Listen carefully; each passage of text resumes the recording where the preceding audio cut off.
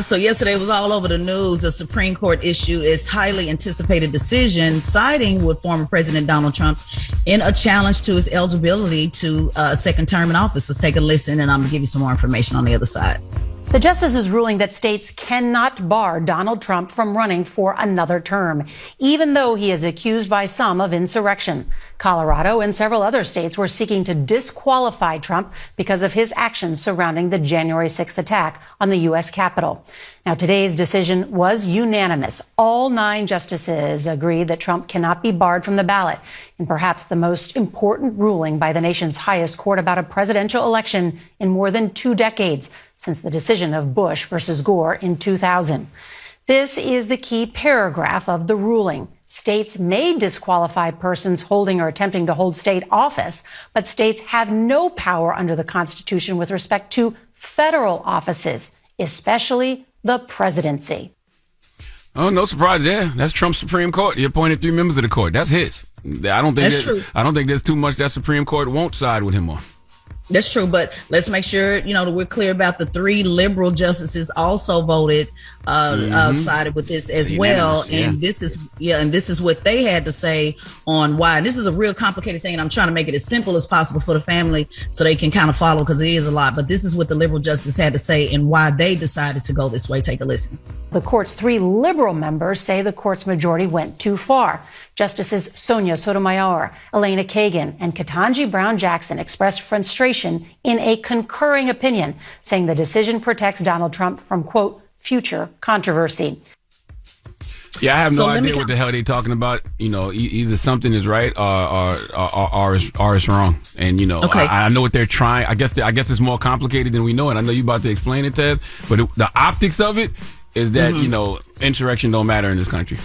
Yeah, that's definitely the optics of it. And I'll try to just break it down in simple terms. Bottom line is the 3 liberal justices said, it's going to cause more chaos, cause more problems, basically. And I'm translating, trying to give it in simple terms. It's going to cause more problems if they interfere, and that you can't just, they call it patchwork this together. You can't have some states that will allow them and some states that will not. So they're saying, hey, this needs to be, if it can't be consistent, nothing at all. This is, and again, I'm just paraphrasing it in simple terms. Now, the conservative justices said, well, we want Congress to make that decision. And they went even further to say not only should Congress make that decision with a presidential candidate, but any federal candidate, they should be able to make that decision. And then the liberal justices says, no, wait a minute, hold up. Now you're going too far. Now you're making it even more impossible to hold anybody accountable. So end of the day, all 9 agreed. All 9 decided that the Supreme Court should stay out of this, which, to your point, Charlamagne, it makes it seem, well, what was the 14th Amendment about in the first place, right, from the optics of it?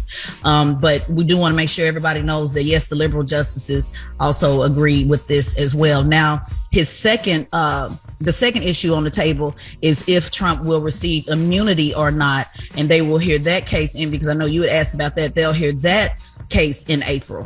Mm-hmm. And they said it's going to cause chaos, more chaos than an attempted coup.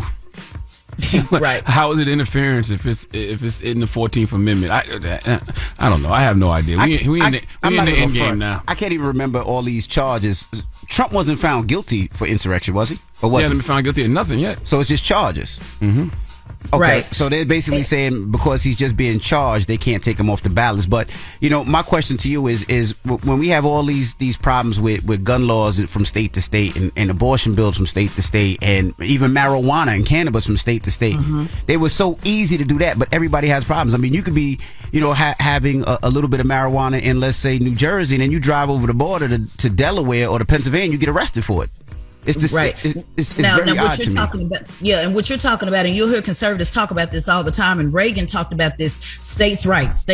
You'll hear conservatives say, "Oh, it's all about states' rights." And so, what Colorado is saying, give us states' rights and allow us to say who we determine should be on our ballot. And we believe that he caused an insurrection. So Colorado's saying no, he should not be on our ballot. What the Supreme Court is saying is, but you're talking about a federal candidate. Correct. So when you start talking about a federal candidate, now you're involving the federal. Now, let's say if he was running for governor, state governor. This will be a totally different conversation, if that makes sense. Right. I'm trying to make it, as less complicated as possible. Yeah. So when you're talking about marijuana, when you're talking about those other those things, those are state level things, which, I'm a proponent of states' rights in some cases, but the federal government is saying, no, when you start talking about the federal, now we got to get involved. And that's what makes it complicated. Because like to Charlamagne's point, insurrection is insurrection. And what is the point of having a 14th Amendment if you can't enforce it? And so Congress will be, it's on them now. And of course, we know they'll probably do absolutely nothing. Nothing matters because nothing matters. We in the end game now, man. Let's just have some fun, okay? Let's just have some fun. Horrendous. That's right. What are you going to do?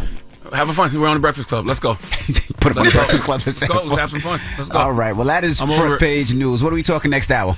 Well, today is Super Tuesday, guys. So I want to break that down to the family so they know exactly what Super Tuesday is and who'll be voting today. And then also I want to give you some information on how staring at your phones is hurting the Gen Zers, I think, all across the board. But people are going blind, nearsightedness from staring at our phones so much. So I'm going to give you some of that information at 7 o'clock. And also, I just want to let y'all know Powerball and the Mega Millions is super high today. I think it's like 500, 600 million, too. Powerball, yeah, that's right. Well, make sure y'all play that so y'all can get my fireworks.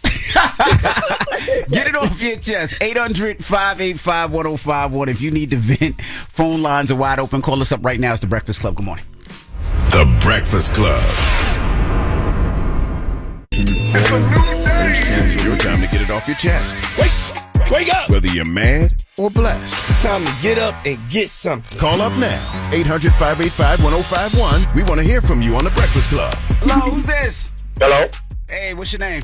My name is Jay, and I'm in Stevens, South Carolina. St. Stevens, that's home right there. That's right by Monk's Corner. You know what I mean? What's up, Jay? Get it off your Show. chest. Okay, I'm an activist, and I was following this case in Charleston where a white guy that was intoxicated too. He was intoxicated, and he ran over two ladies crossing the street downtown King Street, and he could see by heart in his car. One of the girls was in a coma for 3 months.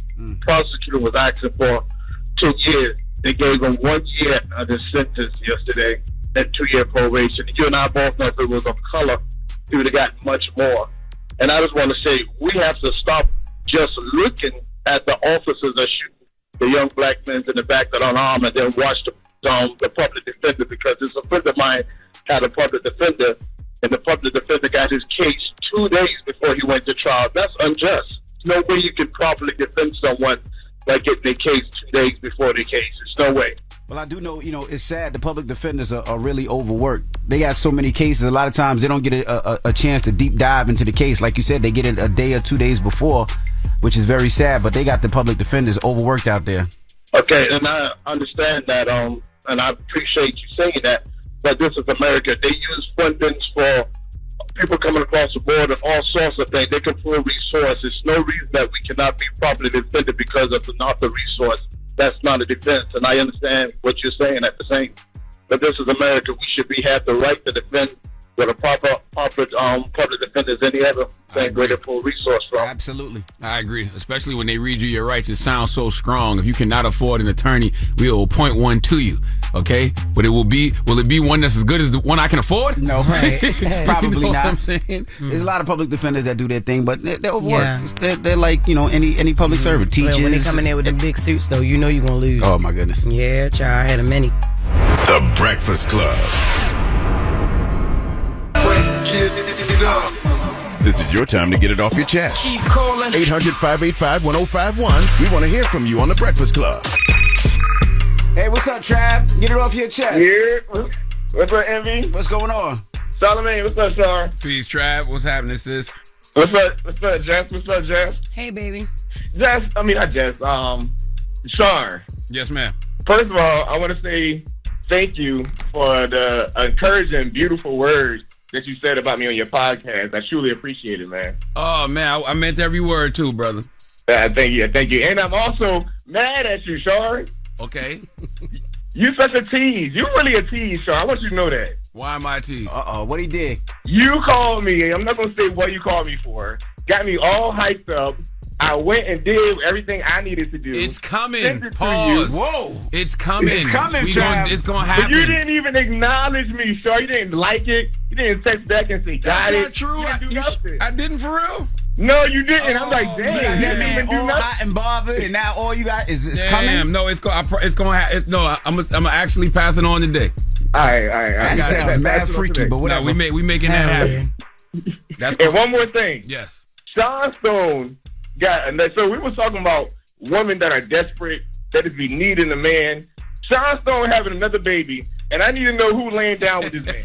Stop laying down with this man. Y'all are desperate. Y'all some desperate women. Sean Stone? Is this you, Sean? Hello, who's this? You could have let Trav finish the story before you clicked over. Hey, good morning, eager guys. for mess that you ain't even let Trav finish the story. I was going to click him in since you wanted to talk to him so bad, but he hung up. No, Sean Stone right here. I know Sean Stone's here, but Trav hung up. We don't want him to finish. Get out of here. All right. You don't want No, I'm with you. My wife be telling me the same thing. You better not finish right now. Jesus. Okay? All right. Travis is on the line. Sean, I don't want him to finish. Sean need to get that pounding this morning. Not Sean. He wanted to congratulate you on your kid. Oh, Trav wanted to congratulate me? Yeah, he said congratulations on having another baby, but he did kind of throw a little shade. He said he don't know who laying down with you. He said it must be some desperate woman. Damn. But I'm not even an ugly guy, Jess. Jess, if you look at my Instagram, you can see that Sean Stone is not ugly. That's crazy. You think me and Jess sound alike? I did never say that you was an ugly man. I'm pretty sure you are incredibly attractive if you keep passing out babies. I know you didn't say that, but the fact that Travis saying that, you know what I mean? It's crazy that a woman would lay down with me. I'm not an ugly guy. Well, congratulations, though. Congratulations. Why would he insult your baby mom like that, though? Oh. Trav, and the fact that you didn't even care that he insulted your baby mom. You just worried about yourself. Listen, man, my baby mom is a beautiful lady. She's a teacher in Florida. She got 2 master's degrees. So obviously the garbage truck guy do know how to pick some good women. There you go. I like that. I like that. Like Chris. Just like Chris know how to pick Jess when he starts. That's right. Jess, I know you was gonna get pregnant soon. Because when I be watching your Instagram and you showing off your modeling thing and you be popping that booty, I said Jess is gonna get pregnant soon. So congratulations. I don't like you looking at my sister like that. Thank you so much, Sean. Have a good one. I don't like that. Hold on. Get it off your chest. 800-585-1051. If you need to vent, you can hit us up at any time. Now we got Jess with the Mess coming up. Yes, I'm breaking down all the Zeus drama. Lamel exposed Natalie Nunn for her lies and her cheating. All right, we'll get into that next. It's The Breakfast Club. Good morning. The Breakfast Club. Morning, everybody. It's DJ NV, Jess Hilarious, Charlamagne the Guy. We are The Breakfast Club. Let's get to Jess with the Mess. The news is real. Whether it's Jess Hilarious, Jessica Robin Moore, Jess don't do no lying. Jess is gonna bring you numbers. Jess with the Mess. Our news is real. On The Breakfast Club. I know they know the difference. First of all, I'm mad that I just broke my nail, so. Let me see which one. Oh, wow. The middle finger. I literally just know the ring finger. So pissed off. Maybe that's God's way of saying that you just might First need of to all, trim them no. down. It's not God's way of saying anything. This is getting me amped up for this story. Natalie Nunn exposed for cheating and lies. So Stunner Girl, a former member of Baddies, was exposing Natalie on social media. Mm-hmm. She said, Natalie, don't yawn while I'm doing my stories. Please don't ever play with me like that. Because when y'all sitting there talking about Trump and all that, I be trying my best not to yawn. It has nothing to do with you. I'm with you. Yeah. She said Natalie got her main IG page shut down, and she was so she was posting from a backup page. Mm-hmm. Stunner shared the videos of Big Nat kissing on another man. Now, she is married, for those who don't know, to soccer player Jacob Payne, and she was kissing Curtis Golden in the video. Now, Curtis was on Bad Boys LA. That's another show that's on Zeus. It has all types of guys on there. That's the one that Orlando Brown was on. I believe they threw him on the show just for ratings. What's Hands that? up. So you said Natalie Nunn's husband was kissing another? No, Big Nat was you said kissing Natalie Nunn's husband. I don't know. I'm asking. No. The hell? No, Big Nat. Mm-hmm. She's married to soccer player Jacob Payne. Okay. But she allegedly cheated. Oh, okay. Or whatever, right? Don't with explain one this of the to guys us. from Bad Boys of LA. This is for the people who know. That's why I'm sitting here listening with my mouth open. Okay. Oh, Jesus. That's how you hear better when you got your All right, mouth open. stop for real. So listen. So and then also Lamel had went off on her because apparently this infidelity that's going on in her marriage is spilling over into the business, right? And y'all know how she always ranting and raving about how she owns Zeus, like Zeus, you know, I own it, and she don't. Lamel is the owner, but apparently this is bleeding over into the business and it's not good. So this is what he said to her. You don't own no baddies. I own that. You're a liar. You lie all the time. You lie to your own husband and your family. What are you doing? If you want to risk it all by doing irresponsible things with Curtis in public, go ahead. I'm falling all the way back. I told you before, I don't like him coming to our I don't like him coming to the Bad Boys premiere. I don't like him coming to the Baddies premiere. He already at the Baddies West premiere, just taking pictures on the carpet. I don't want this around my.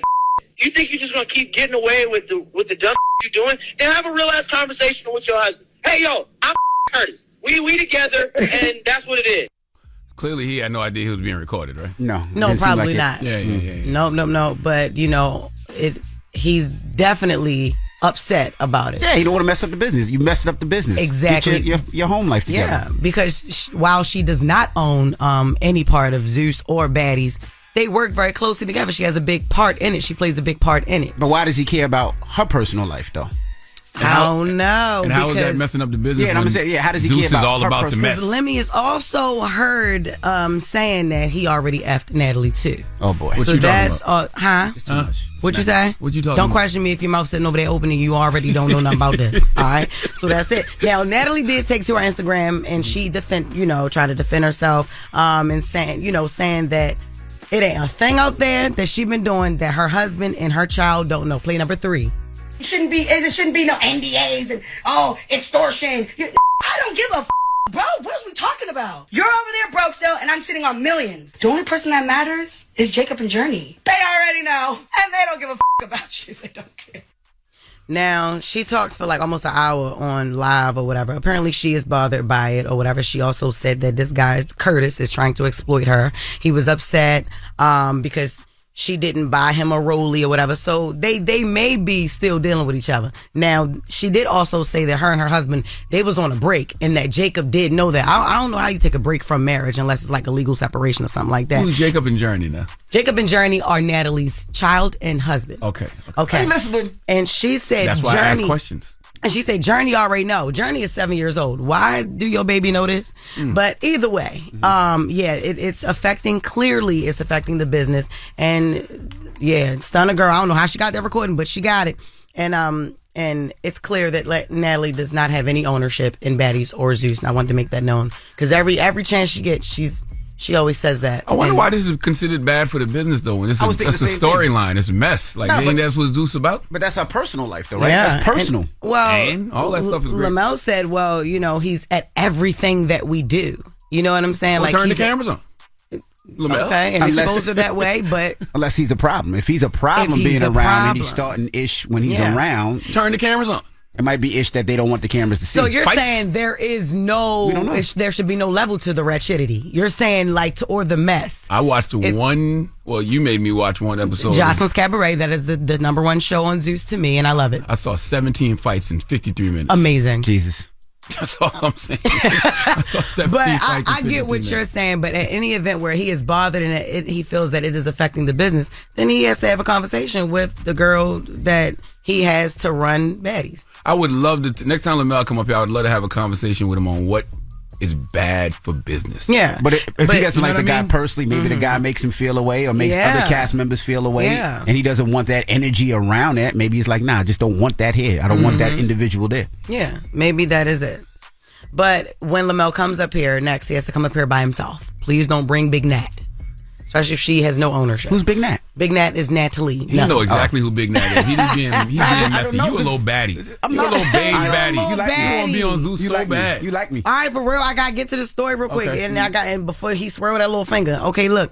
The Cyrus family scandal. So People magazine reported that Miley Cyrus' new stepdad could have almost been her brother-in-law. Miley's mom, Tish, is now married to actor Dominic Purcell. Apparently, Dominic Purcell had an on and off friends with benefit relationship with Miley's little sister, Noah, before marrying her mom. Reports also say that the mom knew about Dominic's relationship with her daughter before marrying him. And apparently Molly didn't know any of this beforehand. Tish and Dominic got married in Molly's backyard, and Molly was the maid of honor. Noah didn't go to the wedding. That's her little sister. And after finding out, Molly allegedly confronted her mom about not having a conversation with Noah about their relationship before the wedding. So Molly was kind of blindsided. Now, she said she's not mad at her mom and she wants her to be happy, but she was just kind of like, dang, you didn't even have the decency to talk to my little sister about dating her, basically her ex sugar daddy. Like, and you knew this because the mom didn't even talk to the little sister before she married the man. Jesus Christ. Yes. Will Mel Plummer had to record this? I don't know, but I love when white people go through stuff. That's like what I'm this. saying. This needs to be on like the White Zeus Network. Absolutely. The White Zeus Network. Yep. Poseidon or something. Jesus Christ. Yep. But that's crazy. So yeah, congratulations, but damn. That sounds worse than what you said about the Zeus Network. That sounded way more ratchet than anything that you talked about with Natalie and Lamel and who else you say? Natalie Nunn. There you go. Yeah, Natalie Nunn, Lord Zeus, and all them people. And Jacob and Journey. Now, who gonna go on a rant today about Jess With The Mess? Natalie Nunn or Miley Cyrus? Natalie Nunn. No, Molly loves me. Literally, she told me. Oh, she did. Yeah. Okay. So. Okay. All right. Well, that is Jess With The Mess. Yes, y'all. All right. When we come back, we got front page news, and then Chico Bean will be joining us. So don't move. It's the Breakfast Club. Good morning. Wake up. You're locked into the Breakfast Club. Morning, everybody. It's DJ NV, Jess Hilarious, Charlamagne the Guy. We are the Breakfast Club. Let's get in some front page news. Good morning, Tiz. Good morning, DJ NV, Jess Hilarious, Charlamagne the Guy. Good morning. Jumping some quick sports. Jason Kelsey, he retired after 13 years with the Eagles, so salute to him. Nice. And also, Broncos release Russell Wilson. He's still owed $85 million. It looks like he'll get that $85 million and a chance to sign with another team, which is crazy. So salute to Russell Wilson.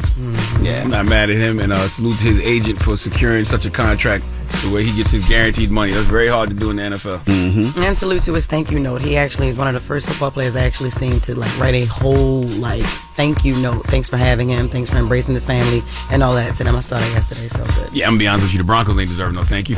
Okay, well. He did nothing there. He was only there 2 years. In and out. I guess he said thank you for the money. Thank you. Damn, he said thank you. Yeah, they paying him, so I guess that's about it. All right. Well, Tez, today is Super Tuesday. Yes, it is. Super Tuesday is a big day for the presidential primary race. 16 states in total, plus the territory of American Samoa, heads to the polls. Let's take a listen. In the final sprint of the Republican primary, Donald Trump and Nikki Haley bracing themselves for Super Tuesday. Get everyone you know to the polls so we can trounce Haley. This is about, do you want more of the same, or do you want to go in a new direction? With contests in 15 states and one territory voting tomorrow, more than 1/3 of all GOP delegates will be up for grabs. Haley is only falling further behind Trump, interrupted by his supporters at a rally in Maine. Trump country, remember that! The former president winning more contests over the weekend, picking up delegates in Idaho, Michigan, and Missouri, rallying the Republican Party around him over his 91 criminal charges. Over the past few weeks, we've been on a rocket to the Republican nomination. It's been a rocket. Haley winning over moderates, scoring her first 2024 victory in the GOP primary in Washington, D.C. It's been a rocket. Now, just for clarity, the report said 15 states, but it's actually 16. And I just want to give you that information. Alabama, Alaska, Arkansas, California, Colorado, Iowa, Maine, Massachusetts, Minnesota, North Carolina, Oklahoma, Tennessee, Texas, Utah, Vermont, and Virginia. And the one U.S. territory, Samoa. So I just want to make sure we get that clarity in there. Now, tonight, could bring former President Donald Trump and President Joe Biden significantly closer to clinching the nomination, but they may not get all of those delegates tonight. So we'll see, how that works out. But Trump faces former South Carolina Governor Nikki Haley, and Biden is running against long shot candidates, Representative Dean Phillips and Marianne Williamson. So they're still on some ballots in some of the states, guys. But, obviously we know it's more than likely, going to go to Joe Biden.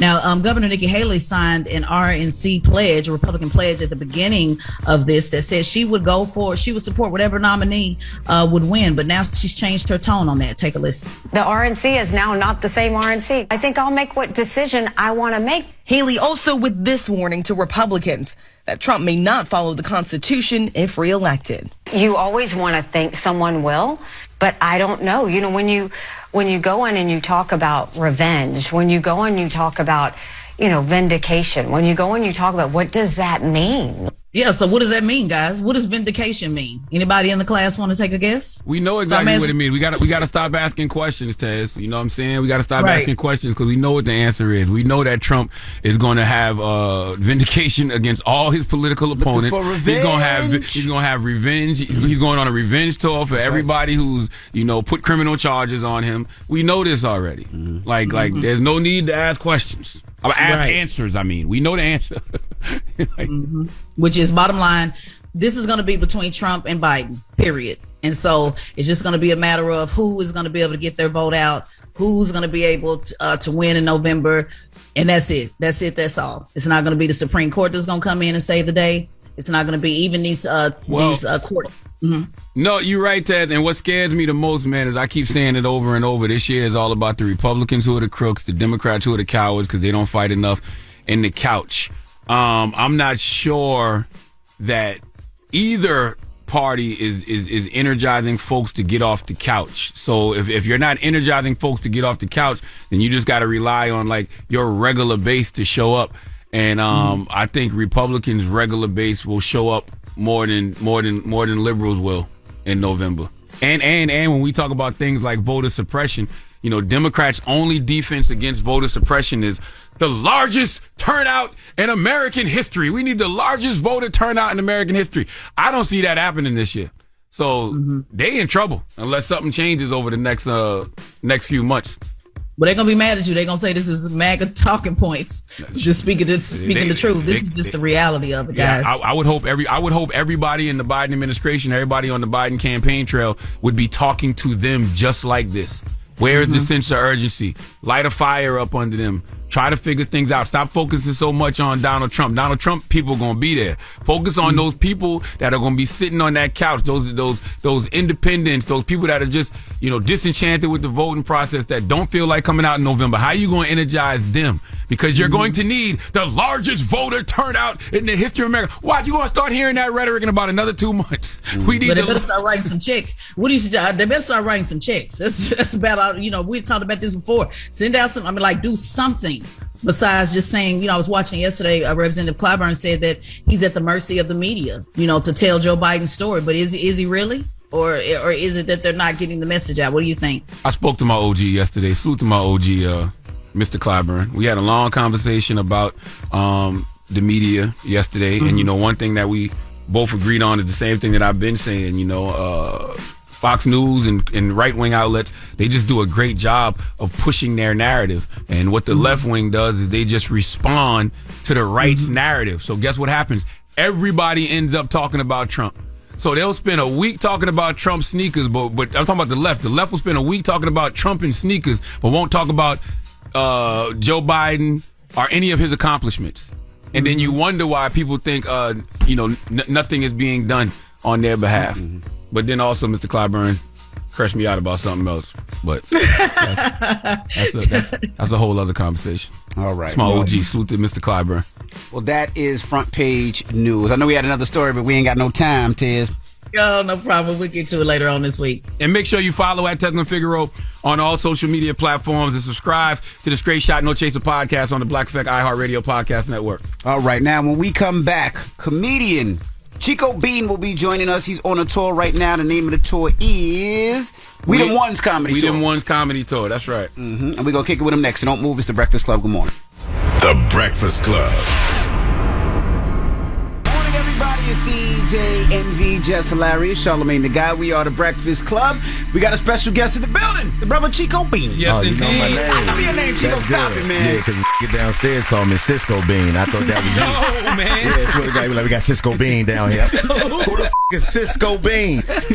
Y'all was in town for the We Didn't Want Comedy Tour. How that's going, man? Oh, it's going smooth, man. It's dope. You know, we just did the Barclays, we did Memphis and Biloxi, so it's been dope, man. It's been dope, especially in this time when all of the comedians It's beefing. It shows camaraderie, that it's still love, and you know, it's dope, man. So who's on the show? Good time. For people that don't know, myself, Los, Fly, Lil Duval, D-Ray, Mike Epps, Mojo Brooks, and Moneybag Mafia do dates as well. Oh, that's a nice balance. You got the OGs, you got the now. You know what I mean? Yeah. They give you all a lot of game? Yeah, for sure. You know, we have relationships with these people already, being as though we work with them. But when you go on a tour, it's a different level of access that you get. You get to see how people move in a different capacity. So we learning a lot from, you know, like D-Ray and Mike and Duval and all that. And then they also are learning certain aspects from us, from the way that we move, because, you know, all three of us come from doing this together all the time. So it's just certain levels of camaraderie they see amongst us that they get to learn too. So it's a dope experience. I want to know what's next for 85 South. Man, stop talking to me like you don't know me, Jess. What the hell wrong with you? I don't know what's next for 85. Get a job and act like. Let me tell you about Jess, man. Professional. Let me tell you about. I don't want to hear that. Let me tell you about Jess. The day I buried my mama, right? I'm walking down the street. Somebody's like, Chico Bean. I'm like, hey, how you doing? She looked like, you don't know who I am. And I looked and seen it was her. I'm like, oh, my bad. It was a long day. Fast forward, her and her friend get out the club drunk. They upstairs in my room eating my mama repast food. Oh, you said you didn't want it, yo. They was up there eating my mama repast. I don't even know she knew who died. She was like, I'm so sad about your sister. Can I get some more of that rice? Get some more of that rice, please. You want to talk about, I don't know what's next for 85 cents. You got plenty more to talk about. You've been letting people you and all that. Like, what's going on? Because I'm pregnant. I know. That's how it happens. And ain't no people. There's one. Listen, it's my job. Don't play around with me. That's who I want to get. Come on, Jess. You know what I mean? We too free. You got your nails done. It look like COVID tests on your fingers. I love it. Always. How you like new job? I'm loving my fucking job. Let's see. There you go. That's what I need. I need that type of energy. Don't talk to me like no white woman. What the hell wrong with you? Yes, you can. Certain things we got to keep her away from. Because she go too far. I'm talking about they be talking over me, scared, sweating. I ain't never see Charlamagne sweat. I can't let her make the same mistakes I made, Chico. Yes, you can. You don't mind nobody else making them when you start being a good person. You and your bunk bed brother up here. That's why they scared. They think you gonna their relationship up. They scared you. God. They let you get comfortable. You gonna around the out that they go together up here, and that's gonna be the problem. She gave us the name. She did that last year. She gave us the name. What name she give y'all? The Gusbins. The Gusmans? That's how disgusting. Oh yeah, you did the bunk bed brothers. The bunk bed brothers. Yeah, you know what I mean. Now y'all, you know what I'm saying, designer women, David Allen Greer and Gaming Wayans. That's who y'all is. You know what I'm saying? We up here. But let me ask both of y'all comedians, because I didn't speak to Jess about this. With time so sensitive, right? Like they were about to cancel Charlamagne for saying big back. I've been canceled forever. I'm canceled. I've been canceled. I'm a zombie. Do you have to be extra careful when both of y'all doing comedy now, when y'all doing stand-up? Because everybody got a phone now. That's why Dave, everybody got to take their phone, and Chris, everybody got to take their phone. Do y'all are extra sensitive when it comes to people, because you know if you say the wrong thing or you offend the wrong person today, you cancel them all? Well, like I said, it's maliciousness in my mind. If I'm not being malicious, then I can care less how somebody feels about something that I say. Now, if I'm being malicious, then of course I think that energy is going to cause you to have some backlash because you just being mean. But if you're back big and I say you're back big, you got a big back. What's mean now, though? What's mean now? Because before you could say, you know, it's jokes, but now people take jokes as it's messing up my mental. I can't take it no more. I'm thinking about, but it's jokes. I mean, we've been all joked. You've joked on me. We joked on you. We joked on Charlamagne. I mean, but everybody's not prepared to be able to have whatever their flaws are put out in front of the world. So you got to understand, like, when people hear certain things about themselves, they already have insecurities about whatever said thing is. And if you have the ability to point it out in a way where people are laughing at it externally, their internal pain that they have is just going to come out. And now we live in a time where everybody has the access to be able to express themselves in a way that didn't exist 20 years ago. So now if somebody was offended at a Dave Chappelle show in 1997, you had to write a letter, you had to go get up out your bed and go stand in front of somewhere and protest. Now you got to do is have Wi-Fi. So it's just easier for people to be offended now. I think that's the thing. If you had to still be offended the old way, a lot of people wouldn't be as offended as they are about simple shit. Have you said anything you regret, Chico? I saw Jess was on the pivot. She said she regretted the Chadwick Boseman comments. I know what I said, yo.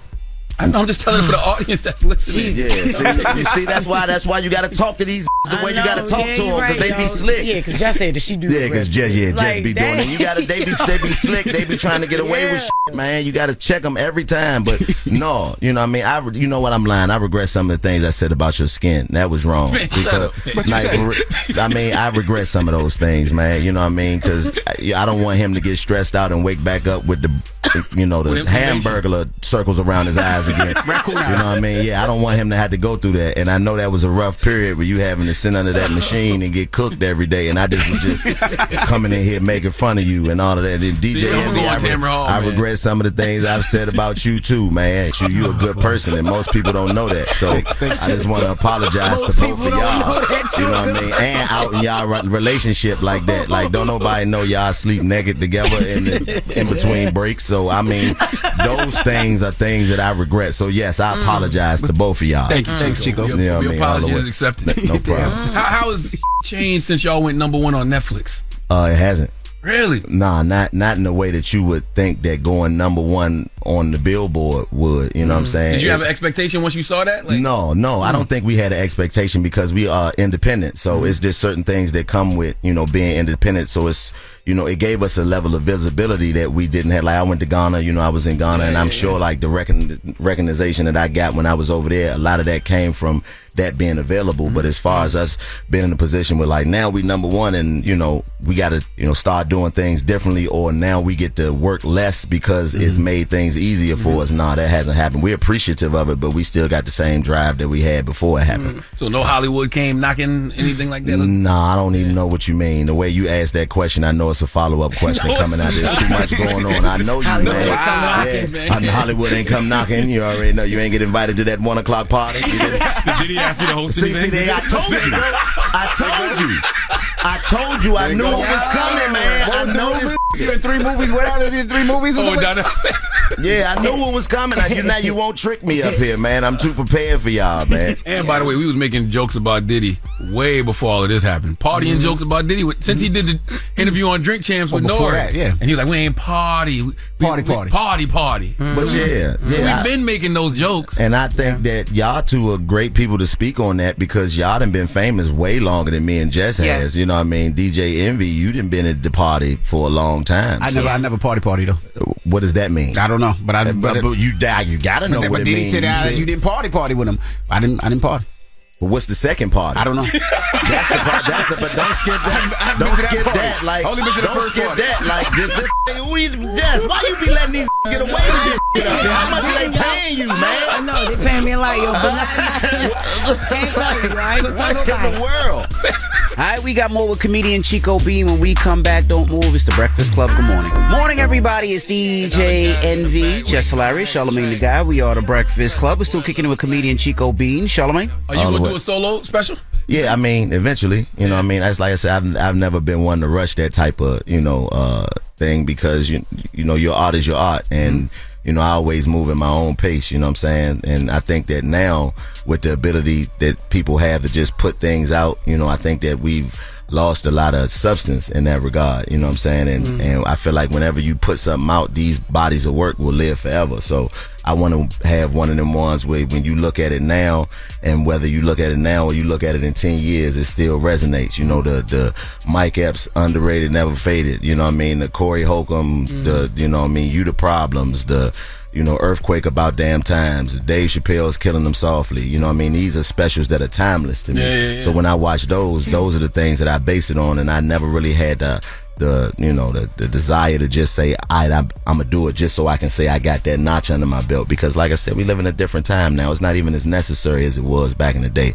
You think 20 years ago everybody wanted to be on HBO. Now it's Netflix. So it's just a matter of you finding the pocket that you need to be in before you put something out to the world. Because I feel like you can damage yourself a whole lot more with the level of criticism that can come with I don't even want to say criticism because I don't want to make it seem like it's a negative thing, but just the level of access that people have to be able to look at something and move right on to the next thing. It's very difficult to get somebody to sit with a piece of work and just really understand and sit with it. So my mentality is always make sure that by the time I get it, it's a body of work that is going to live forever. So, But also what makes y'all different to me is y'all do like raw on the spot comedy. That's different. You don't get to see that neither. And like, I don't care. There's no other stand-up special on Netflix, HBO that I've seen in a long ass time where it's like y'all three, like y'all just, it could be like 40, y'all can go to a parade, y'all don't even know what y'all going to talk about. Not at all. And it's on the spot comedy, is raw. It's like,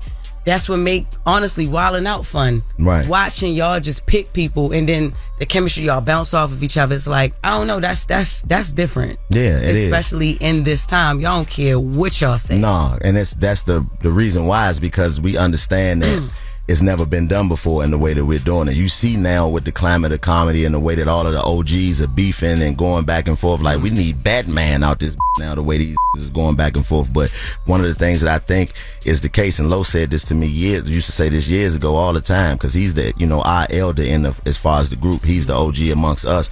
He was like, man, these don't like each other. They hate each other. They can't stand each other. So why do you think it's bubbling now, though? I mean, because, once Cat came out and did that interview, it just shook the game up. It was just one of those things that shook the game up. You know what I mean? I think that, truth is subjective. I say this all the time because what's true to you is a lie to somebody else. But if somebody tells their truth, all of the people that he was, speaking on, they received that and they had, it's like, this is backroom, green room comedy talk that was, gave to the world. So once that happened, now you got these backroom conversations that have been happening for years. Now you got them coming to the forefront. So all of these conversations that these people probably have been having in green rooms since the early 90s, now it's like, all right, you wolf. And now I think that's just what happened. But I mean, for as far as we go, our generation, we love each other. Like we really got genuine love for each other. But does it help or does it hurt? Does it push you to be better, or does it say F the comedy game because I can't work with this person? No, we don't have that element. We don't have that element, at least not that I've experienced. I'm sure there's probably some people who don't get along or don't like each other. But like I said, it's too easy to get in contact with somebody now. If I had a problem with somebody in 1995, it might be a little difficult for me to get a number on them or get in contact with them. Now, if you got a problem with somebody, it's very easy to get in contact with them. So I don't think we even had that element. There's the level of disconnect between artists has shrunk so much that our generation, we really with each other. You know what I'm saying? Like, this is my uncle. Like, I love her to death.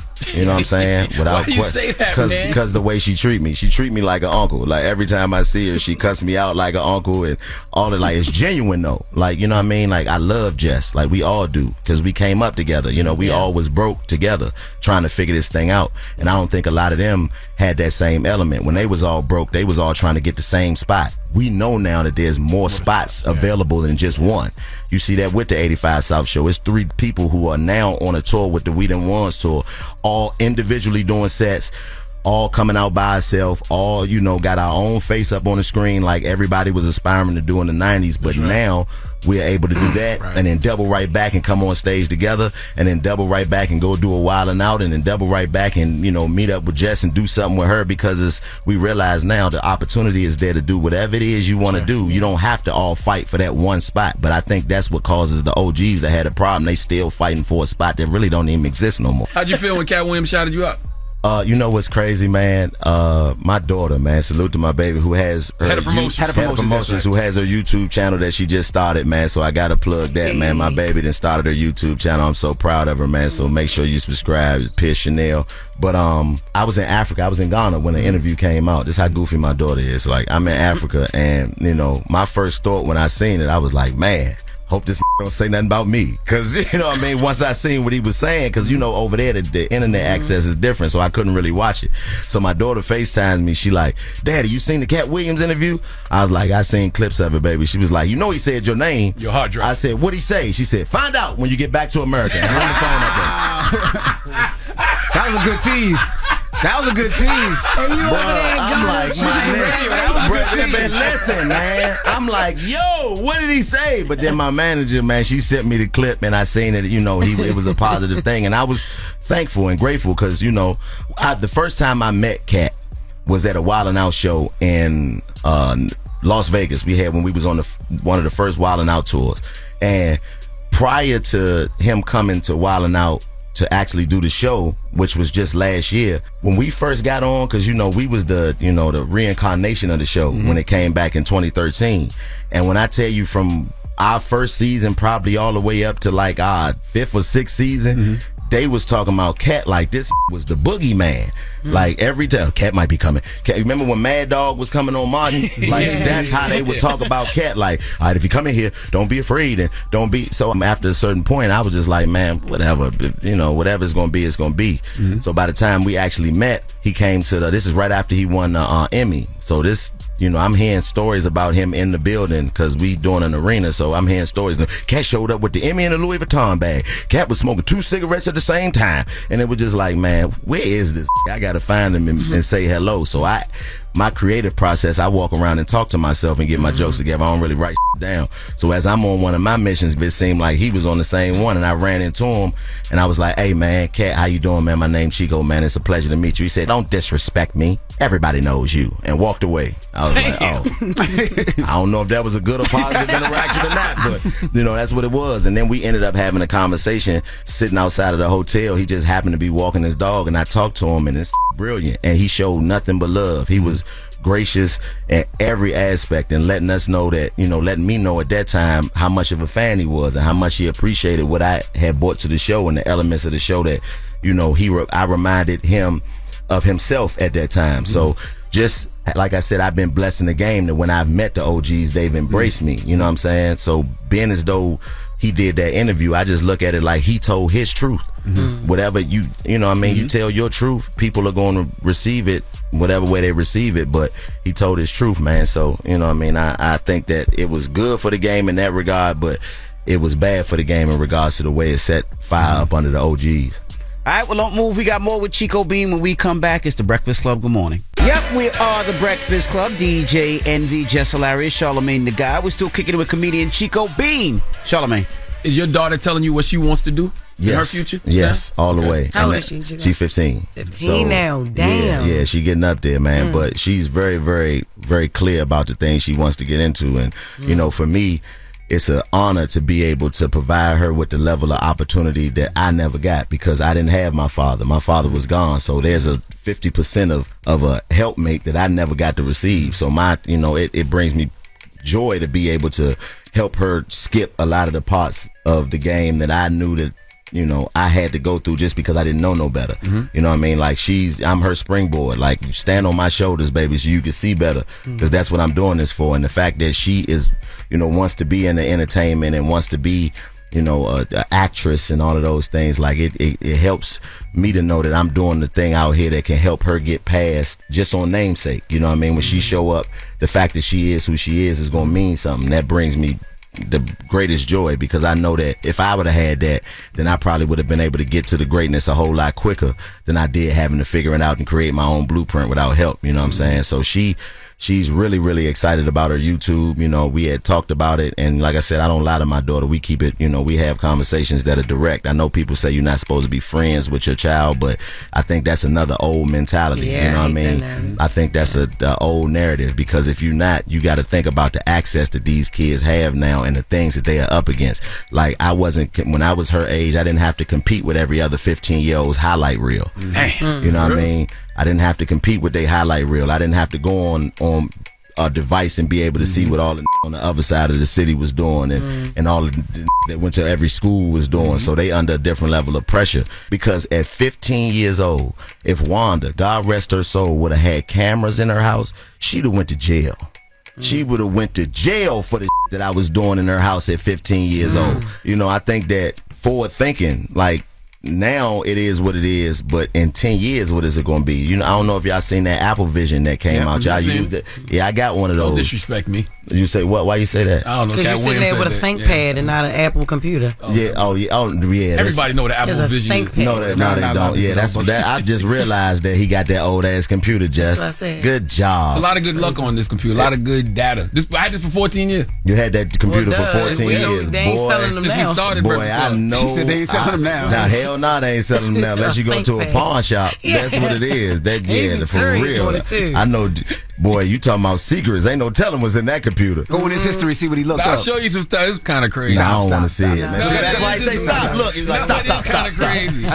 I never know. Stop. It's like it reminds me of, damn, when I first moved to New York, what was I on? And I can see it just by looking. I'll show you. I'll show you after the interview. No, don't show me after the interview. Somebody want to see DJ Envy naked, nigga. That's nasty. So back to your Apple Vision. Yeah. But you know, just a lot of Michael Kors bags. I'll tell you that much. Yeah, you was at the outlet for sure. They don't even sell the bags in the real store. You had to go to the Tanger outlets to get them Michael Kors bags. That's crazy. But you were talking about the Apple Vision. Oh yeah, you didn't have it. You didn't have Apple Vision. You had Michael Kors Vision. That's what you had. But no, I say that to say it's a dope, like, you know, look into the future, because you put this on your face and it's your phone on your face. Right. You know what I mean? Everything that you can do on your phone, you can do on this machine, and you can walk around with it on. The only thing is now, you know, it's so expensive that you're just gonna look like an ass around with it on. But the reality is, this is the future. Like, this is the beta version of this machine. So this is basically the Nintendo of the future. That's right. So you think about what the Nintendo was versus what the PS5 is. Right. So by the time, you know, our kids get to be our age, this is gonna be irrelevant. You know, in my mind, I'm like, yeah, that sound crazy now because they doing it. But imagine if we had the internet in the 2000s. You know what I mean? Ain't no telling. Jess, if you had the internet in the 2000s. What? I'm asking. See, that's what I mean. That let me know what type of time you was on. You was in Baltimore eating crab cakes, and I already know what time it would have been, because I might have came to see you in 2007 if I'd have known, you know, what I know now. But you've been bluffing for years. So ain't nobody been bluffing. Ain't nobody been bluffing. You became my nephew, and that's it. Ain't nobody been bluffing. Anyway, how's your love life? Ain't nobody been bluffing. Don't do that. How's yours? I'm good. I'm pregnant, and I'm happy now. So what's up? I mean, I don't understand why you coming at me like that. Like, what is it that you're basing? No. He was scared. He was scared. What was I scared of? I don't know. What was I scared of? Tell me what I was scared of. Look, it wasn't even that he was scared. He just wasn't with it. Like, when I first got the Wildin' Out, I was like, oh my gosh, I like this. He quiet, like he ain't all over the place, like, you know, he ain't wildin'. Picking and killing. That wasn't even out when I first got there. That was a later game. That was a later game. Yeah, so I tried to throw some game on him, but he was like, oh, don't you have a boyfriend? I'm like, who be worried about that? You know what I mean? Like, who? Yeah, right. I come from out the ghetto. As a kid, you about a Jess Hilarious in my hood. You know what I mean? But I don't play them games. My boyfriend, he wasn't that type. So that's the thing. What type of nigga was he? That's why, I did. That's why I was going that chick. I'm like, okay, now you cool. You know what I'm saying? He quiet, he low. Right. But he really, like, funny, like he down to earth. I'm like, all right, cool. So I told him that I broke up with him. I told him that I broke up with my boyfriend. Did you really do it or you lied? Envy. Okay, I'm sorry. Go ahead. Yeah. I'm sorry. I don't know. Did I lie? Yeah. I did. I let like a week go by and I was like, what's up now? We broke up. I was acting sad and everything. I'm like sad, like, what's up now? He was like, you didn't break up with him. Like, no, you didn't. And I didn't, but I'm like, this gay.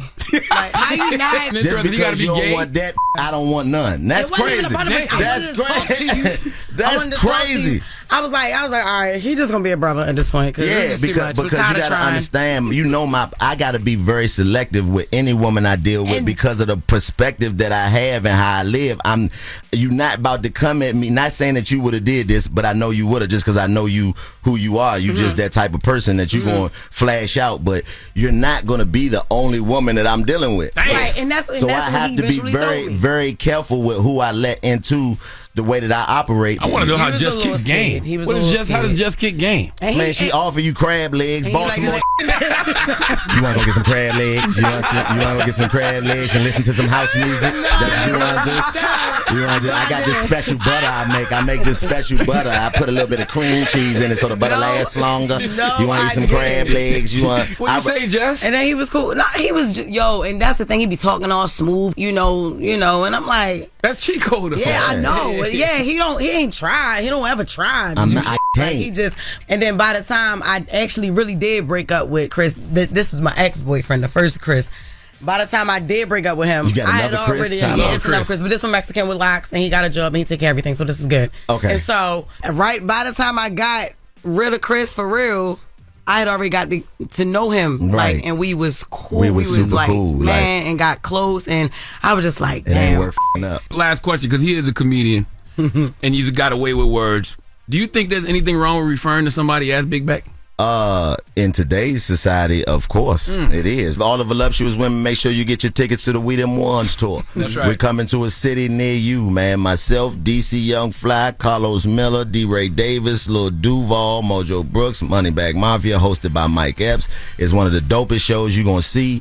It's amazing. You get all different types of perspective, all different types of comedy, all different types of energy, all on one show. You get your tickets to come out. We're going to have Charlamagne at the next show giving out Michael Kors bags to all of the ladies out there that need a Michael. So if you want a Michael Kors bag, send your email to this computer he got right here. What's it called? A ThinkPad. Send it to the ThinkPad, man, so we can get you a Michael Kors in the next We Them One show. The only thing I'm giving out this spring and summer is gift cards to Planet Fitness, 24-hour fitness, Gold's Gym. We're going to have an Unbig Your Back campaign for the spring and the summer. That's what we doing. That's why I say this is the ultimate troll, man. There is nobody in the history of entertainment who has trolled on the level of Charlamagne the God, man. This is a grade A troll, man. The trolling that he does is immaculate. All right, it's the Breakfast Club. It's Chico Me. Morning, everybody. It's DJ NV, Jess Hilarious, Charlamagne the God. We are the Breakfast Club. Good morning. And let's get to Jess with the Mess. News is real. Jess Hilarious, Jess Robin Moore. Jess don't do no lying. Jess is gonna bring you numbers. Jess With The Mess. And news is real. On the Breakfast Club. I know they know the difference. Keep it a stack. Okay. Oh, God. Jonathan Majors and Megan Good say that they are in love and doing great during red carpet debut. Oh, he always looking a mess. Jesus. Risa Tisa on Tamron Hall. She says she created the series to stop other women from being as desperate as she was. And she on this press run, and none of them people gave her no advice. Jesus Christ. They just using her story. Mm-hmm. So sad. Safari admits watching Nicki Minaj kiss Nas hurt him. But you also said you was on set all day and they must have did that. They snuck and kissed when you snuck off to the store. Safari, that happened right in front of you. You didn't need to do nothing. Meek Mill speaks on Hollywood alleged plot to silence him.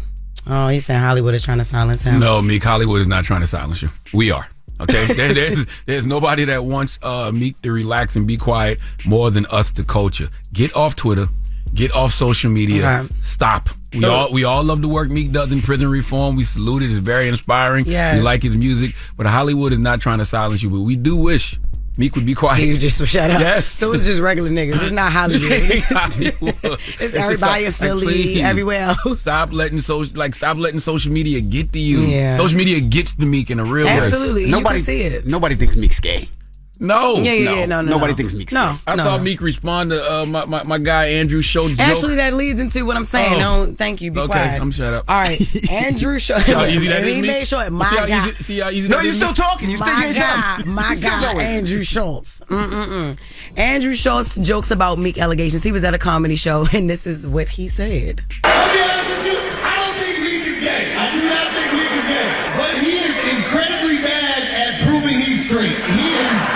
Maybe the worst in history at doing that. When someone accuses you of being gay, you don't get on Twitter and go, I love so much, you're so juicy and white, it's my favorite thing about He was like, I even had sex with a girl on her period. That's how you know I love women. He tweeted that and I was like, oh, he thinks that's disgusting. And you know who else thinks that's disgusting? The gays.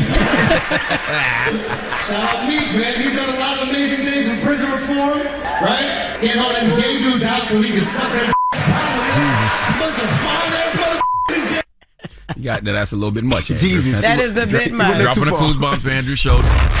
It's my guy, co-host Brilliant Idiots podcast. You can't be inviting people to talk about sucking D. Okay. That's comically a little bit much. From a comic hilarious. Like what? Devoured the joke. And it was even longer than that. But I just was like, all right, no, since I only got 3 minutes for my news, I can't include the whole joke. That was hilarious though. Now, because of your association, your affiliations with people, Meek will probably never come here. Can you read Meek's tweet? Oh gosh. Okay, so me. You a messy, said, yo. You a messy. When I got a girl around me, I'm effing her twice a day. The one in response to Schultz. Oh my God! No, okay. They didn't give me that. Oh, but no, Charlamagne got it. This is what made me say, Meek, we gotta be quiet. Like, how did Meek respond? Meek responded to Andrew Schultz's joke by saying, "The first time I laughed at being gay. Oh my God! But don't with me in real life. I may swing. LOL." Meek, you gotta learn how to use commas. Oh my God! You gotta be more grammatically correct. You don't say the first time I laughed at being gay. No, he's supposed to say. You know what he meant, man. No, he know what he meant. Now why you fighting all these gay? No, allegations? exactly. We trying to help you, Meek. You ain't giving us nothing He to work should with. have said this is the first time that I laughed at all gay these allegations. gay allegations. Yes. But does he have PR? He probably don't have PR. He probably do have PR. He don't listen to them. Talked it into the phone. We're talking about, and just think about all of the people that Meek be around, like the white people who don't understand slang, right? So they said the first time I laughed at being gay, even though that should have been the first time I laughed at gay allegations. But then he said, but don't with me in real life, I may swing. Ooh. See, you understand what I'm saying? I know he means swinging a punch. Yeah. But if you don't know no better, play with me. I may swing on you. That's what he said. Yeah, don't play with me. But if I don't know that, and I'm just reading that, exactly. And I'm gay.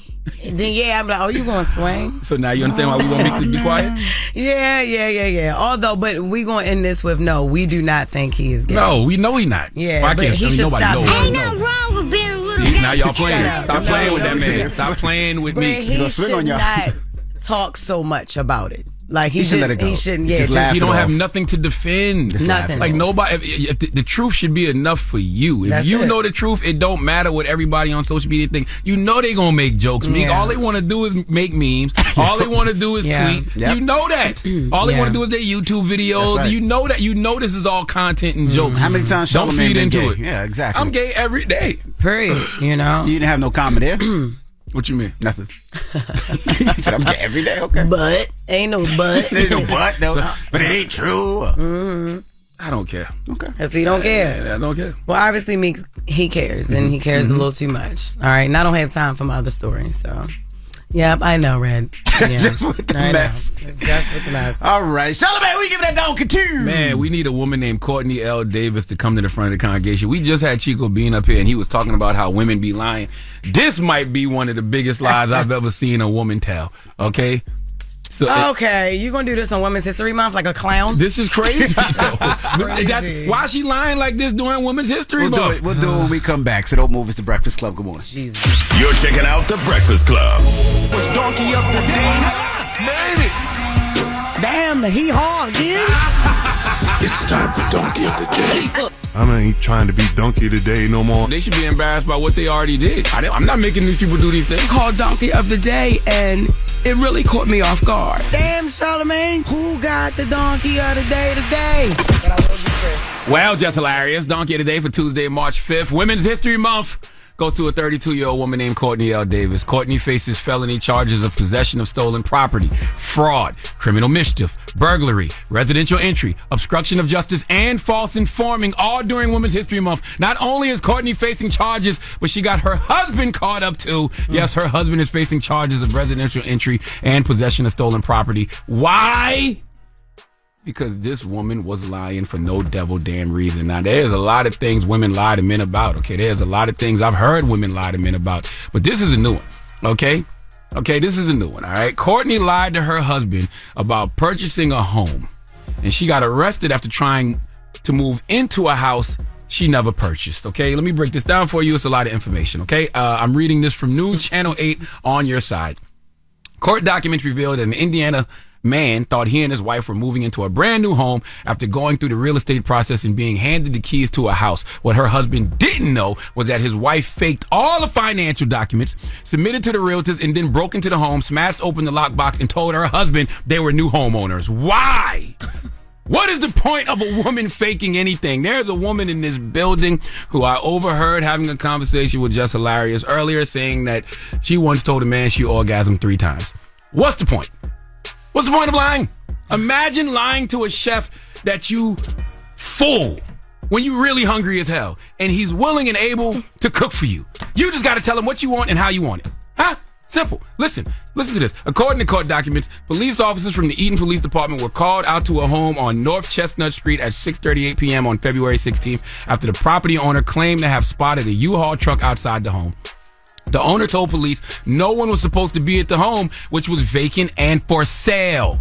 Officers arrived to the scene to find a couple moving into the house, unloading boxes and brandishing keys to the front door. Courtney told her husband that she and him had purchased the home and had been given the keys by their realtor, who took them out the lockbox after the sale was finalized and handed them over to the new homeowners. Courtney even showed police screenshots of paperwork that showed they had purchased the home. Big lies, okay? But the story didn't match what the property owner told police. According to the property owner's realtor, the sale of the house was never finalized due to payment never being received. A deeper dive uncovered that not only had the couple not submitted their payment, but the forms handed over to the realtor had been fraudulent. The realtor said they noticed something was off with the forms due to grammatical errors, such as stating, "contact you at," instead of "contact us at."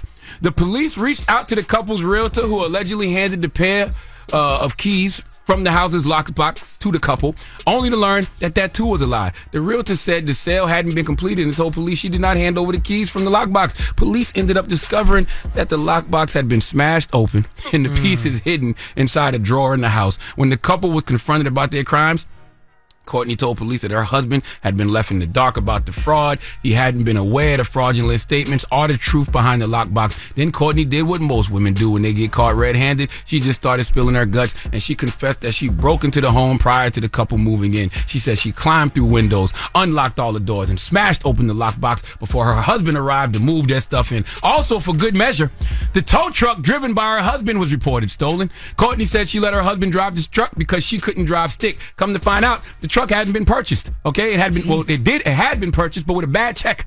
Her husband didn't know about that either. He had no idea the truck was purchased with a bad check. How long did Courtney Davis think these lies were going to last? She was willing to move all her stuff into a house she knows she didn't own, as if it would be on the market forever. This has to be a violation of marriage vows. There is no way on God's green earth or any of her other planets that I'm supposed to stay with a woman who lies like this. A lie can destroy a relationship in a second, but it can take a lifetime to rebuild the trust, and I only got one of those, so I'm not wasting it on you. I hope Courtney's husband feels the same. Please give Courtney L. Davis the biggest hee-haw.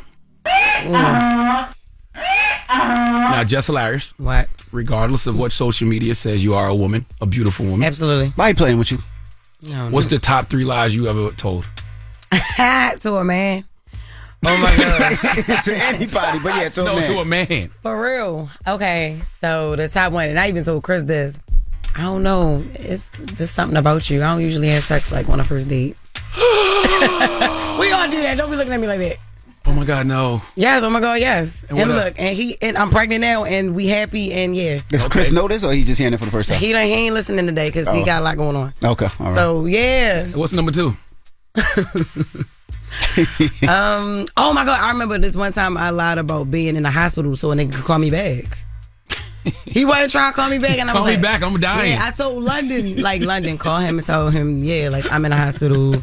You know, I'm having an anxiety attack. I don't even got anxiety issues. I'm having an anxiety attack, so he can call me back. Did he call you? No, he still didn't call me. But that was a lie. Yeah, it was a lie. Okay, so you lied about not having sex on the first date. You lied about being in the hospital. What's the third one? And this one time I was trying to cheat on my ex-boyfriend. I told somebody I broke up with him who wouldn't deal with me because I had a boyfriend.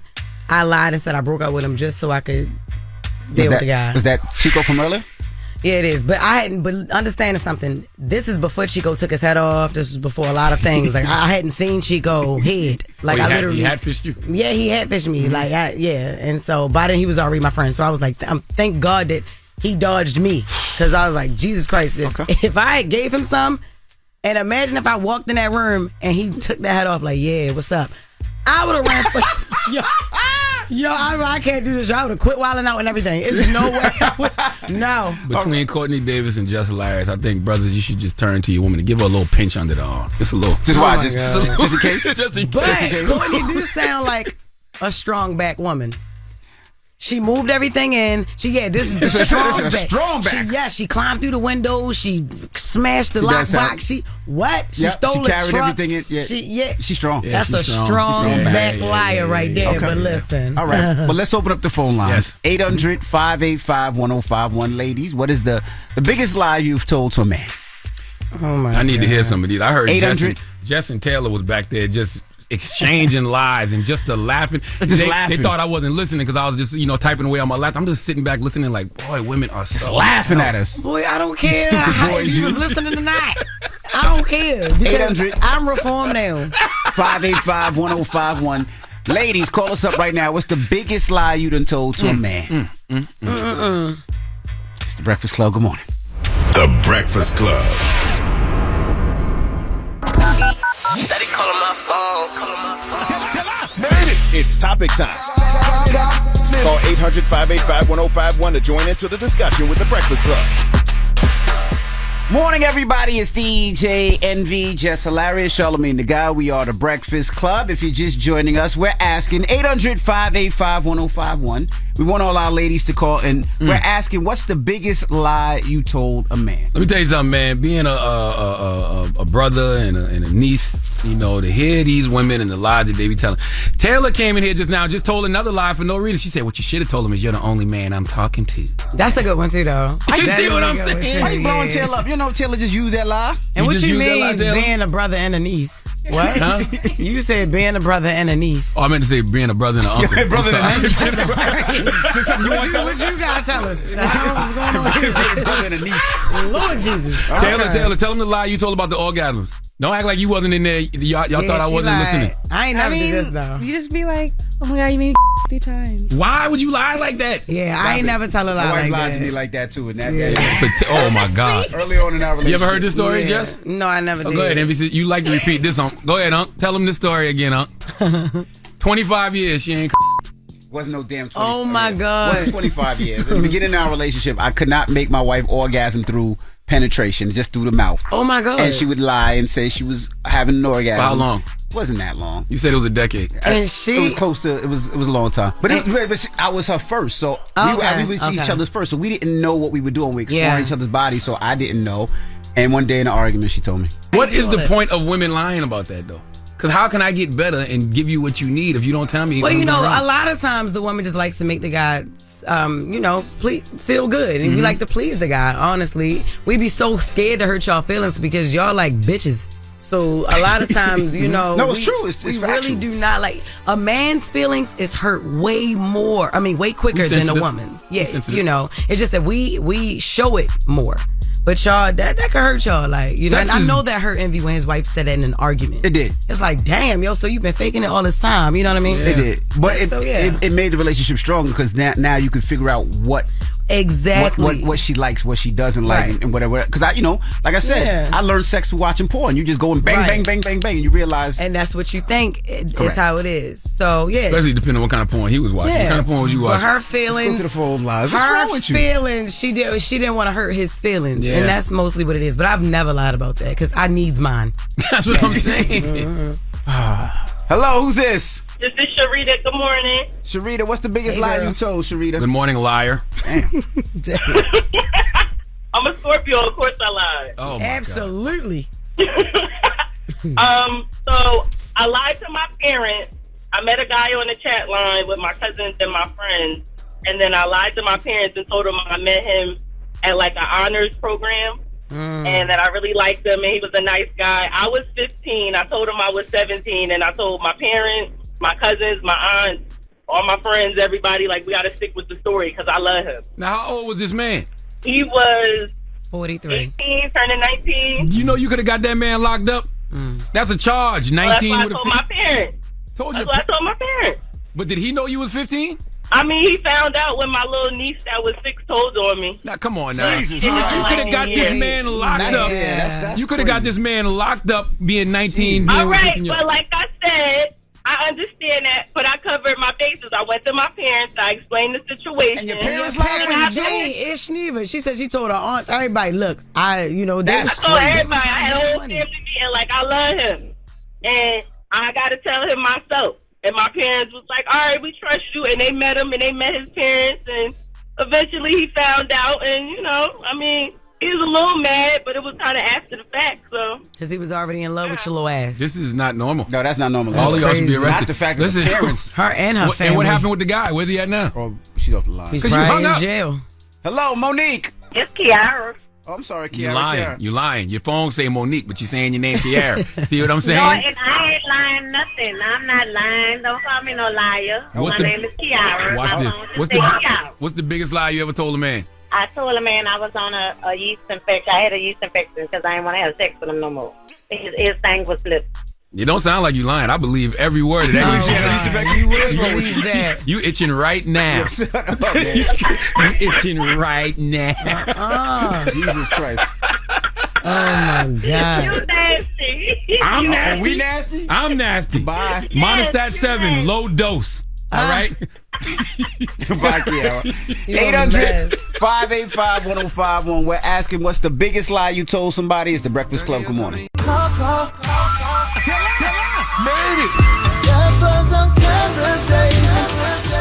y'all talking about it, you know we talking about it. It's topic time. Call 800-585-1051 to join into the discussion with the Breakfast Club. Morning, everybody. It's DJ NV, Jess Hilarious, Charlamagne the Guy. We are the Breakfast Club. Now, if you're just joining us, we're asking ladies, women out there, what's the biggest lie you done told somebody, or told a man, I should say? That woman confused me last break, because why wouldn't you just tell a man you just don't want to have sex? Why would you lie about having why you ain't say you was on your period? Yeah. Or why you ain't say could have been her husband? No. What it was she probably had something else and told him that it was just a yeast infection. Yeah, you're right. Yeah. You're right. She had the pills run through her. Yeah. She sounded like she was calling from New Orleans. So she had that know your clap. Yep. No, clap. That's what that was.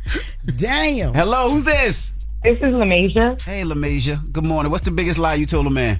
That I had an abortion, but now I have a 2-year-old. Oh, you ain't playing. Damn, shorty, this is deep. Why? These are some very crazy lies y'all telling. So, does he know about his daughter? It's not a lie. Does he know about his daughter now? Yeah, he does now because he saw her on social media. He's like, oh, she looks like me. Is this Chris Brown, baby mama? Oh, stupid. Oh, no. Oh, my God. Why did you lie? Yeah, why'd you lie? Because he acted like he didn't want to deal with him. Like, act like he didn't want to deal with me. Like, so I'm like, all right. You ain't gotta have nothing to do with it, so I'll fake an abortion to you, but I'm gonna keep my baby and raise her. That's right. Did you put him on child support? No, I don't got time for that. How do you explain that to your child in the future? Yeah. I mean, I can marry somebody else. You can have a new daddy. Every time you with somebody else, she got a new daddy? No, I can marry somebody else and she can have a new daddy. Oh, okay. We're not judging. Okay. Have a good day. Have a good one. It's amazing that these women are just telling these lies and then explaining them like they're normal. Yeah, that was crazy. But I actually like this, that they're able to call up here and tell truths like that, because that was a horrible lie. No, you're right. That was crazy. Like, damn. Cassie, what you say? Hey, How you pronounce your name? Cassie. Hey, Cassie. Hey, girl. Now, what's the biggest lie you told somebody? Hey. Okay, the biggest lie was first. Hey, y'all. Good morning again. Hey, girl. Hey, y'all, what's up? All right, my biggest lie. Back in the day, I don't know if y'all remember, like, the Loop, the Raven. It was like a phone call type thing. You could call it. It was like a dating thing, but it was like over the phone. So I probably was like 15 years old. I'm lying, and I told this boy that I was in Sierra music video. I was one of her backup dancers to Promise. Mind you, I'm 15. I'm a short, little, fat, little church girl. I'm telling him I'm a little backup dancer in Sierra video, and I know how to do the microphone pole trick. I could dance on a pole. And he went with it. He's telling all his friends about it. He went with it. So you told him you was a little big backup dancer. Yeah, I was. You was a big backup dancer. Big backup dancer. Oh, my God. He was in love with me. He was in love. I was a big back backup dancer. And he went with it. And we were talking for like a good 2 years. I'm telling him I'm on the road. I'm doing different video shoots. Jeez. I'm like, you got to zoom in. I'm on the left. Boy, women, how old was the man? He probably was about 19, 20 at the time. We still friends to this day, but he don't, you know. Why? But he on what? He on still what? don't know. don't know this part. He don't know this part. He knew you were 15? No, he didn't know none of that at the time. I was lying. Y'all gonna get these men locked up, man. All right. What size you is now? Oh boy. Oh, why you didn't know all of that? I'm working on it. Is the back big or not? The back slimmed down. Okay, so it's a medium. She's unbigging. She's unbigging her back. Yeah. You know when you were young, you just go to that awkward stage, but I'm grown now. Okay, that's what's up, girl. Thank you, mama. Hello, who's this? I don't want to say. Oh boy. All right, what happened? What's the biggest lie? So I lied to about the last time I had sex. Say it again. I lied about the last time I had sex. You lied about the last time you had sex. Okay. What did you tell him, and what was the last time? So I was pursuing this new guy, but I was still messing with my ex. And so when it came time to like move to the next step, I was like, I've been saving myself. I haven't had sex in like a year. But in reality, I was still messing with my ex. So, I felt bad, but yeah, that's what I lied about. That's the biggest lie? That's the biggest lie? Yeah. I ain't a bad girl. I was going to say, actually, you're a great person. She puts me to shame. So question, let me ask you a question. You hung up on him? Stop hanging up on people so fast. You're too slow. What you was raised? Hey. Hello, who's this? Hey, this is Monique from Jersey. Hey, Monique, what's up? What's the biggest lie you done told? It's pretty typical, but when I was younger, I said I was pregnant, so I could get abortion money. First of all, I don't like how you just say that like that's just a nonchalant lie, like every woman says once in a while. Okay? What? That she was pregnant. That she was pregnant just to get some abortion money. Wait, yes, that is the lie. Who are you talking about? The other way around is worse. When you're really pregnant, you tell a nigga you got an abortion. That's horrible because that's a new life. But when you're not pregnant, I'm pregnant. Just throw me $500. Thank you. We lost that. Like, you know what I'm saying? That was a lie growing up in the urban community. Why not just ask me for the money? You already giving me poom poom. You giving me fellatio. Because think about it. If you say an abortion, most dudes gonna be like, they're gonna come up with that money regardless. Mm-hmm. If you just ask somebody for $500 to get your nails and hair done, they'd be like, nah, B. Nah, abortion is motivation money for a nigga. Believe me that. No. How many times did you do it, Monique? I just did it once, and it's because he was cheating. So I knew he was going to break up anyway. So I just tried to get some money as a part of this. Jesus. Hold on, you said you knew he was doing what? She knew he was cheating. Oh, got you. Well, look, I was with you before at one time, but you different now, right? Oh, definitely. I'm way older now. Girl, yes, the more power to you, because I was right on that same road with you. When the hell abortion started costing $500? They've been $500 for the last, 5-6 years? Damn. Definitely. And then each one is different. You got the pill one, you got the vacuum, and then it's like another. It's 3 different types of them. Really? Absolutely. Not that I've had them all, but I know because I dropped off a couple bitches at the clinic before. My friends. You're my friends. What's the moral of the story? Women be lying? Don't lie. Don't lie. I don't know. I can't even say don't lie because everybody lie when they're young. Just grow up and then look back and be like, sorry. That's it. All right. That's it. We got Jess With The Mess coming up. Yes, we do. Oh, Chris Brown could lose his home from Popeyes that he fighting Ruffles and Popeyes, Lord. What? We'll get to that next. It's The Breakfast Club. Good morning. The Breakfast Club. We The Breakfast Club. Let's get it. Envy, Jess Hilarious, Charlamagne the guy. Let's get to Jess With The Mess. News is real. Jess Hilarious, Jessica Robin Moore. Jess don't do no lying. Jess is gonna bring you numbers. Jess With The Mess. Our news is real. On The Breakfast Club. I know they know the difference. All right, Shannon Sharp fans defend him after viral video of him hopping out the car leads to more speculation of his sexuality. Man, stop, man. That's what but his fans did come to his, but y'all can't really get on him like that because he had 2 hip replacements. So if he leaned over to the side a little bit more like a bad bitch, it's because his hips was replaced. Stupid. Don't do all that now. Jamie Foxx claims he will tell the full story of his health scare last year. Okay, well, we'll be here waiting. All right, so Dylon from Making a Band says Dave Chappelle's skit ruined his career. Dylon, I do not know how to pronounce his last name, from Making a Band, did an interview on We Are Flatbush. And during the conversation, he claimed that Dave Chappelle's skit making fun of him ruined his music career. Now, that was back in 2004, but he's still hurt by this. Play number 1. David Chappelle said the top 5 rappers are Dylon. But this is something that I didn't say at all. But right after, anytime I send my music to DJs, they say, "Oh, that's the that David Chappelle made fun of. Now I'm good on that. Not only that, but every promoter says, nah, we're not booking him. So now I have a newborn and the fridge is empty. No one is calling me. Everyone is laughing. At that time, no one picking up their phone.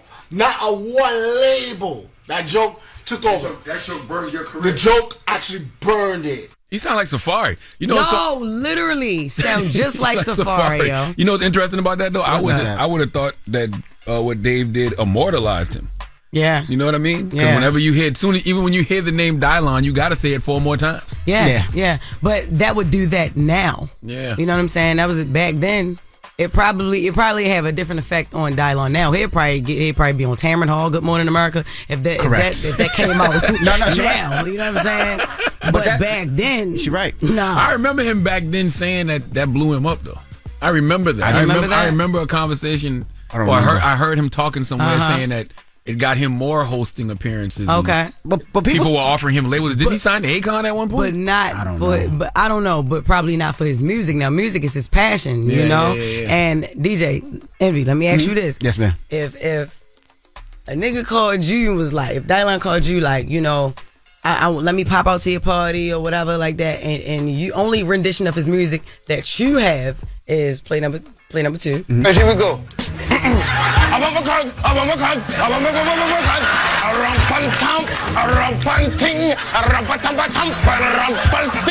I rip and I rhyme. I rhyme and I rip. This is the way that Dylon spits. Would you play his music? No. Would you? Exactly. No. That was hard to me. No, it's not hard. Nah, Shut That up. sound like he ripping on any beat. How you turn That's an down adaptation. Safari's? Yeah.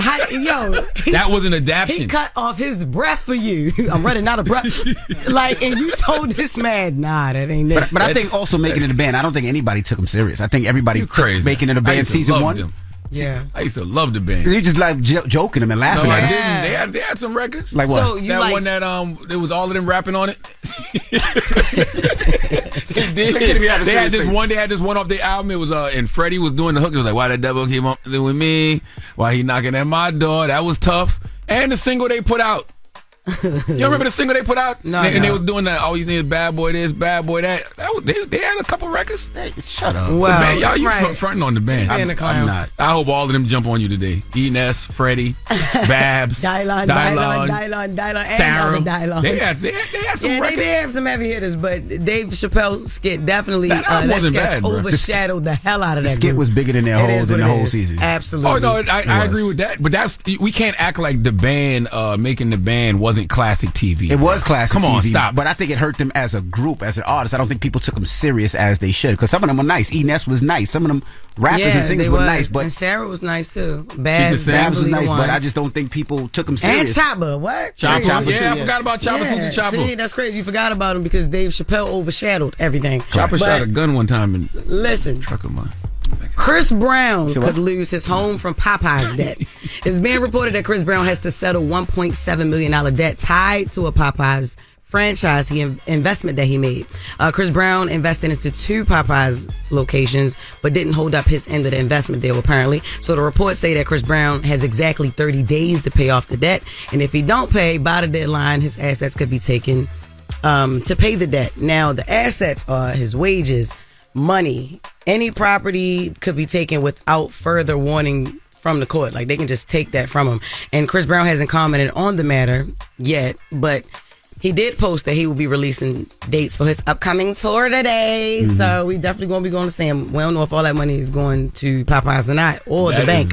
But yeah, that is by far one of the most niggardly stories I ever heard in my life. I'm sorry? Popeyes chicken. You talking about Popeyes chicken? Yep. Yes, Popeyes chicken. And 2 weeks ago, it was Ruffles. He getting into it with all the food companies, y'all. Remember? Oh, yeah. Probably a civil suit, and one of his partners back then is suing him for this, but he'll go to court. They're not going to take his house. Popeyes is not going to take. He's not going to lose his house for some chicken, guys. That's crazy. First of all, it's not about chicken. It's not going to. That's happen. crazy. Y'all is nigging the story up. This is not y'all making. That's the tease you gave us. Have to do. That's what you said. Popeyes chicken and nigga biscuits is taking Chris Brown out. That's what you said. All right. Well, that is Jess with the mess. Yes. Let's get to the mix. Let's go. Wake up. You're locked into the Breakfast Club. Who run the world, girls? It's Women's History Month, and we're celebrating the most influential women in history. Check out this phenomenal woman. Morning, everybody. It's DJ NV, Jess Hilarious, Charlamagne the Guy. We are the Breakfast Club. It's International Women's Month, and who we repping today, Jess? We are repping Angela Bassett, one of my favorite black women of all time. I also grew up on this lady's movies as well, and she's so inspirational to me. One of my favorite movies of hers is What's Love Got to Do with It. She put her heart and her soul and everything into that role. And during an interview with People magazine, Angela said playing Tina Turner, which came out in 1993, by the way. I was only 1, but I saw it at a very young age. It was both physically and emotionally challenging for her. She said, it's not playtime or acting. You assess a part of your spirit in the portrayal when you really connect. She specifically mentioned the scene where she had to portray Ike raping Tina, and to portray the particular violence of rape was just emotionally draining and would be for anyone. She said she would cry on set for hours. One time she remembered crying for 16 hours, like on set. And she said she probably wouldn't commit to a role like that today, but at the time, she knew that the movie could change the trajectory of her career and change her life, which it did. The movie earned her first Oscar nomination. And she did also shout out Lawrence Fishburne, because they had worked together recently on Boys in the Hood, that came out in 91, actually. And he was there advocating for her because he had to obviously be Ike and that hard scene that she had to do, but like he helped her like through a lot of it, you know. So I just thought that was amazing. But that was one of her first biggest roles, and it did change her life. You know, what I'm saying? Change her career. She definitely should have. She should have, but she did not. But she definitely won our hearts, because I definitely still love Angela Bassett and still look up to her today. So that is my my girl. That's my girl. I love them too, man. I love Angela Bassett, and I love her husband Courtney. Like I love seeing them together. When I see them together, I see me and my wife. What? I do. That's amazing. Sounds like a Coretta, right? It's like Jonathan Majors. No. What I mean by that is Courtney is a great guy, but you're not a great guy. Clearly, he overachieved in the woman department. Oh yeah, you definitely overachieved. When I see them together, you overachieved. Jessica probably like, boy, shut up. All right. Here we go. When we come back, we got the positive note. It's the Breakfast Club. Morning, everybody. It's DJ NV, Jess Hilarious, Charlamagne the Guy. We are the Breakfast Club. Charlamagne, you got a positive note? I do, but first I want to tell people, make sure you go get your tickets for the second annual Black Effect Podcast Festival, which is happening April 27th in Atlanta, Georgia. Okay, you can go to eventbrite.com right now to get your tickets. I'll go to blackeffect.com/podcast festival. So many great podcasts hitting the stage. Wallow and Gilly gonna be on that stage. Jess Hilarious with Carefully Reckless. She'll be out there fixing your messes. Okay, Horrible Decisions is going to be there. Poor Minds podcast is going to be there. The Baller Alert podcast. Black Tech Green Money got your financial literacy covered with Will Lucas. Debbie Brown with Deeply Well. And we still got a couple of panels to announce. And you know, we're going to have food, and we got the Pitch Your Podcast booth out there. A lot of good stuff, man. If you came to the sold out Black Effect Podcast Festival last year, then you know what to expect this year, just bigger and better. So go to blackeffect.com/podcast festival to get your tickets. Go to Eventbrite to get your tickets for the second annual Black Effect Podcast Festival happening Saturday, April 27th in ATL Shorty at Pullman Yards. Now, the positive note is simply this. Don't ignore discernment. If something seems off, it's off. Have a blessed day. Breakfast Club, bitches! Y'all finished or y'all done?